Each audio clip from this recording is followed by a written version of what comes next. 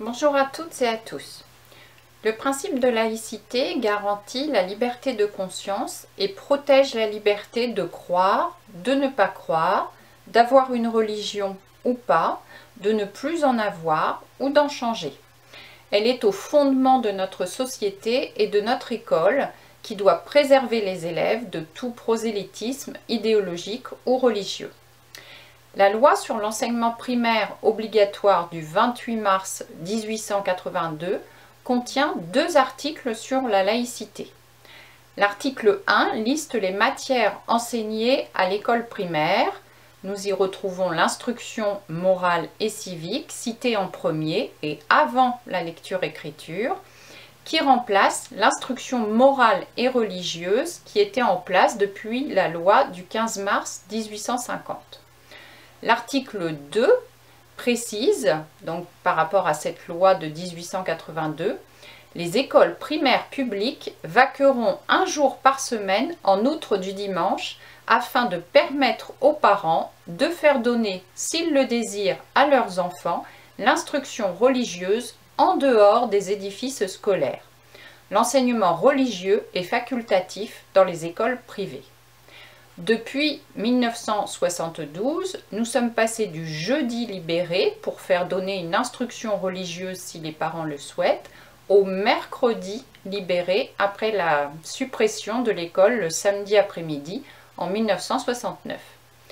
La loi du 9 décembre 1905 concerne la séparation des églises et de l'État. Je cite l'article 1. La République assure la liberté de conscience. Elle garantit le libre exercice des cultes sous les seules restrictions édictées ci-après dans l'intérêt de l'ordre public. Et l'article 2. La République ne reconnaît, ne salarie ni ne subventionne aucun culte. La loi du 15 mars 2004, qui est parue au bulletin officiel du 27 mai 2004, interdit le port de signes ou de tenues manifestant une appartenance religieuse. La loi s'applique aux élèves dans les écoles, collèges, lycées publics, y compris les filières post-bac en lycée, à l'intérieur des établissements pour toute activité. La loi ne modifie pas les règles applicables aux agents du service public et aux parents d'élèves, les agents contribuant au service public de l'éducation, quelle que soit leur fonction et leur statut, sont soumis à un strict devoir de neutralité qui leur interdit le port de tout signe d'appartenance religieuse, même discret. La charte de la laïcité de l'école de 2013, parue au bulletin officiel du 12 septembre 2013, explique les enjeux de la laïcité, principe transmis par l'école afin d'exercer sa citoyenneté. Elle doit être affichée à l'école, ainsi que le drapeau, la devise et la Déclaration des droits de l'homme et du citoyen du 26 août 1789. La charte de la laïcité à l'école précise que la nation confie à l'école la mission de faire partager aux élèves les valeurs de la République. La République est laïque, l'école est laïque. 15 points sont abordés, dont la France est une république indivisible, laïque, démocratique et sociale. La république laïque organise la séparation des religions et de l'État. Chacun est libre de croire ou de ne pas croire.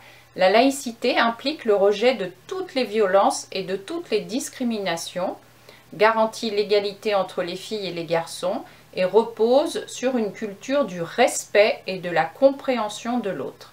Il appartient à tous les personnels de transmettre aux élèves le sens et la valeur de la laïcité. Les personnels ont un devoir de stricte neutralité. Les enseignements sont laïques, aucun sujet n'est a priori exclu du questionnement scientifique et pédagogique. Le port de signes ou tenues par lesquelles les élèves manifestent ostensiblement une appartenance religieuse est interdit. Le 9 décembre est la journée de la laïcité. C'est la journée anniversaire de la loi du 9 décembre 1905. C'est l'occasion pour les élèves de la maternelle au lycée de réaliser des productions, des projets pour faire vivre la laïcité. Le Vademecum, la laïcité à l'école, qui a été mis à jour le 13 octobre 2020, constitue un référentiel de situation pour les écoles. Il présente des fiches sur le respect de la laïcité par les élèves, les personnels, les parents et les intervenants extérieurs. Il propose une analyse juridique et des conseils éducatifs et pédagogiques. Enfin, l'Observatoire de la laïcité précise les 3 principes et valeurs de la laïcité, la liberté de conscience et celle de manifester ses convictions dans les limites du respect de l'ordre public, la séparation des institutions publiques et des organisations religieuses, et enfin l'égalité de tous devant la loi. À bientôt!